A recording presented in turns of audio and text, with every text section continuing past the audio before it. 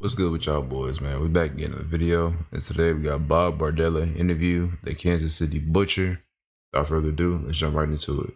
Here's a man who's going to spend the rest of his life in prison, who confessed to murder of 6 young men in this city and crimes that horrified the city and much of the country.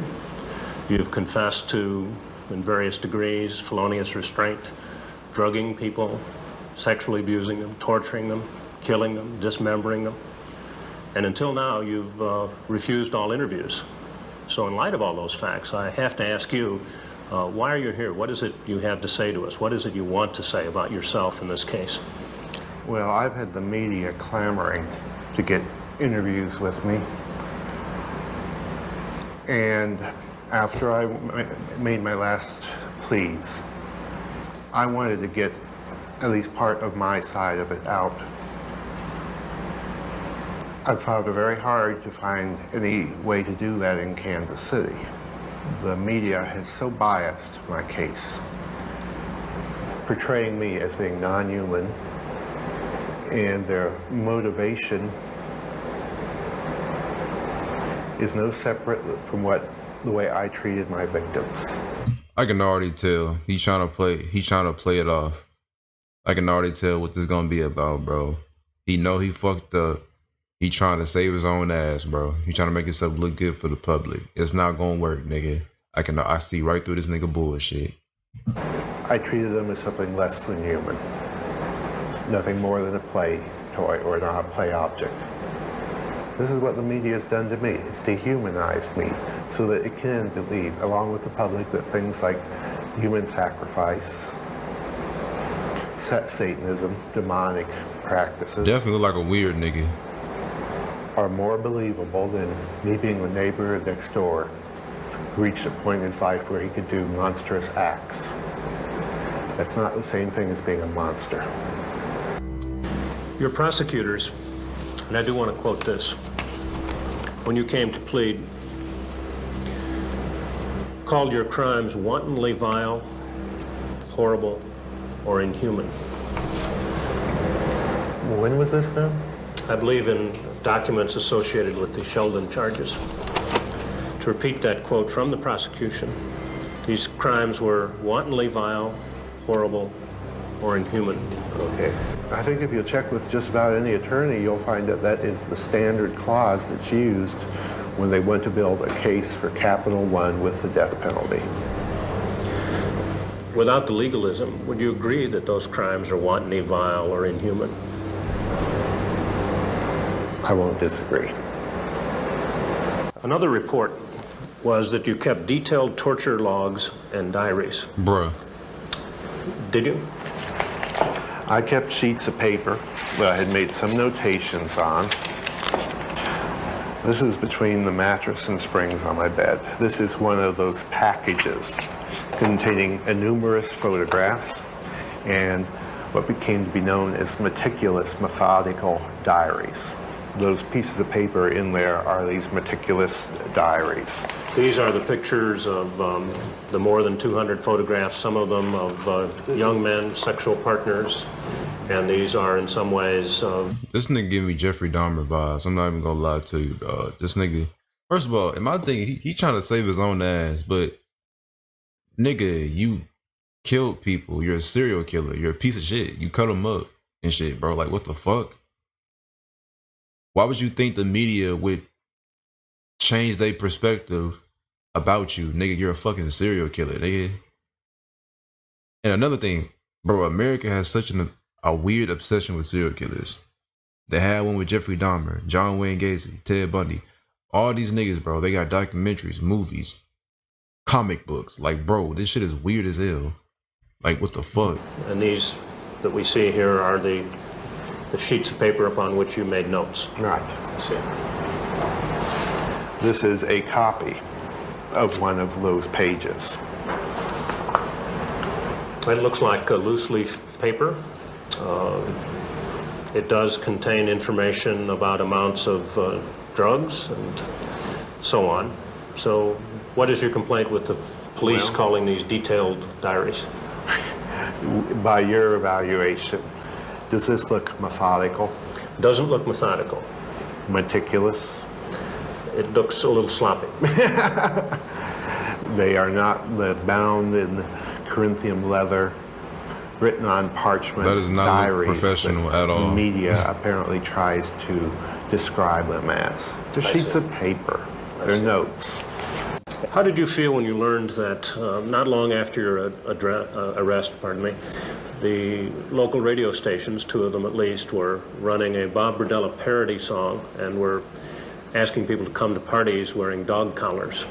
Well, I think the newspaper article reported that even the families of the victims were upset by the song. I have never had a chance to hear the song. I had also been told when I first came into jail that the Fox radio station had run a promo giving prizes to their listeners if they showed up at the station in a dog collar and with a leash on. The people here in the institution, the correctional officers, the caseworker, even the psychiatrist, were, I think, surprised to find out that that upset me. And it did upset you. Very much so. You recall we mentioned before that there were reports in the Westport flea market. And see, bro, I don't understand these lawyers who fucking... This is why I can never be a fucking lawyer. Because, nigga, I would beat the shit out you, nigga. I wouldn't even take this nigga interview for what? You're a piece of shit. You're a serial killer, nigga. We already know what you did. What you did to those people is horrific as hell. Bro, and then you try to save your own ass. Like, no, nigga. You gonna rot away in prison. Like, the fuck? I wouldn't even take this nigga interview. Like, for what? The nigga's a piece of shit. Fuck this nigga. Who gives a fuck what this nigga has to say or how this nigga feel, bro? Fuck you, nigga. Where you had your shop, that people would say, oh yes, I do remember he had these strange smelling dishes of food, that he had bead bones.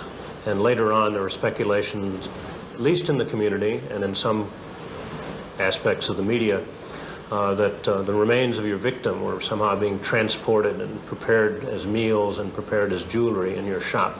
I was quickly able to identify to the police This nigga fed human the meat. other dealers in that section of the market where we rotated potluck rather than eat the flea market. Definitely food Jeffrey Dahmer again. vibes.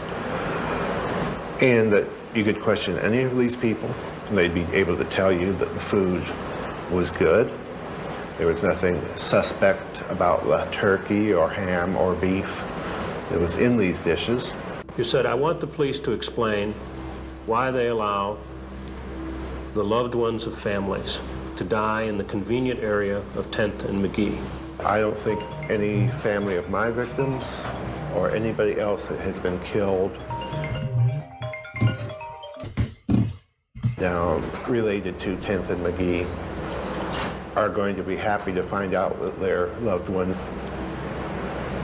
is basically written off by the police as far as investigations go, etc., because they died in a convenient neighborhood. The police knew what was going on, so it's no big deal. And that accounts for your remark to me, and I don't mean at all to make light of it, that I killed 6, but they, the police, by allowing this to stay open, they killed more. Yes, this has been something that's been going on for over 20 years, to my knowledge. It seems to me that you're suggesting that had the police done their job, had they followed the leads, had they really been on your case prior to April 2nd, 1988, they would have caught you, and some of this suffering could have been prevented. Maybe not caught me. Scared me off, maybe. Prevented. And I do agree with that, bro. A lot of these cops in these situations, especially in these stories, they don't help nothing. They don't take nothing seriously. Prime example, Jeffrey Dahmer. This nigga got away with so much. The cops had every opportunity, had multiple chances to catch this nigga. They had a chance to catch this nigga when he killed his first victim, bro. He went so long with doing that shit, and nobody batted a fucking eye. So I do agree with that shit, bro. Like, cops need to do better in these situations, nigga. Because they get away with all types of shit. And they go on for so fucking long, nigga. Like, that shit is OD. Things are happening after Hal. definitely. In a way, do you wish they had? Yes. Are you saying you feel remorse or that you've been misunderstood? I'm not going to sit here with my finger to my chin and say nobody understands me. Yes, there has been a lot of remorse. There was a report in the Sunday Kansas City Star in December about the dangers you might face after you leave the Jackson County Correction Facility and are moved to another larger prison. How do you feel about reports like that? Do they make you anxious? They give me some reason for concern, but one This of the nigga's a reasons I'm pussy. concerned is that these were not just reports. These were digging out quotes from unnamed prosecutors implying that the inmates down there are waiting to get their hands on me. I am at this point am less concerned about the inmates acting on their own as opposed to the inmates or an inmate acting in response to maybe some directive or coercion from some police officers. Do you think you're being set up, perhaps? Well, I think the Star and Times have, This nigga a since they straight haven't been able bitch. to get a court to put me to death, are now trying to get the inmates to do it for them. Yeah, bro, fuck that nigga. That nigga just trying to save his own ass, bro. That nigga scared because them niggas finna fuck his ass up in prison, bro. That nigga really scared for his life. That's probably why he went on this interview. That nigga scared for his life, as you should be, bro. You did all that horrific shit, and now you scared, nigga, because you in the pen with the real niggas, bro, who gonna fuck you up. Now you scared, bro. The fuck out of here, nigga. Walk the walk, nigga.